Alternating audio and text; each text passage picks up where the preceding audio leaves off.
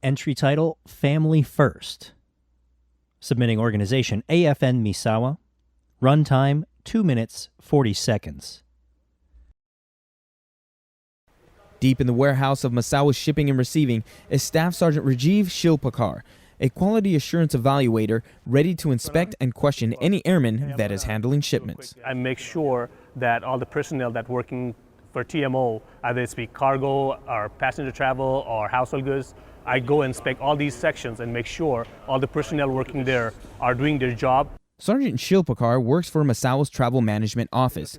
He has to make sure standards are being met every day, which can seem pretty difficult. I wouldn't say my job is tough, but I would say it's really challenging and I'm learning a lot from it. Shilpakar is very dedicated to his job and his work, so much so on April 25th, a Saturday, his day off, he went in to help out his cargo team and got a phone call that brought him right back home. That's when I got a call from my sister who also lives abroad. And she told me, did you get the news? I was like, what news? And she was like, Nepal just had a big earthquake. It was an estimated 7.8 magnitude earthquake, one of the largest Nepal has seen in decades. But for Rajiv, it was the most difficult time of his life.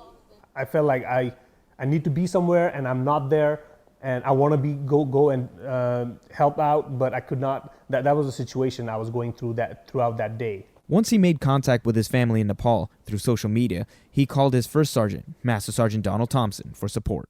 I had to kind of run through my mind of what the proper response was for him based on the situation, because I wasn't sure if it was an emergency situation for him to leave, if we were going to be putting him in danger, if I started to facilitate movement of him to Nepal. Sergeant Thompson coordinated with his commander, Red Cross, and additional first sergeants for assistance to get Rajiv home as quickly as possible. Everybody pretty much told me, we'll take care of the mission, you need to go home and take care of the family. As soon as I got off the plane, the situation was just chaos. People were out in the streets, living in the tents, and then I didn't even know where my family was. All they told me was, we are in certain location, just come down there and you'll see us. And when I reached there, I could not, it was really painful to see my mom, my brother, my 4-year-old niece, my 6-year-old nephew, all of them were out in the streets like homeless. And it was really painful to see all that when I first got there. The initial news came to him on a Saturday.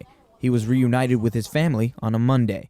In the end, Shilpakar's 200-year-old home was reduced to rubble, and just like his family, the foundation is still intact. Staff Sergeant Jonathan Guzman, Misawa Air Base, Japan.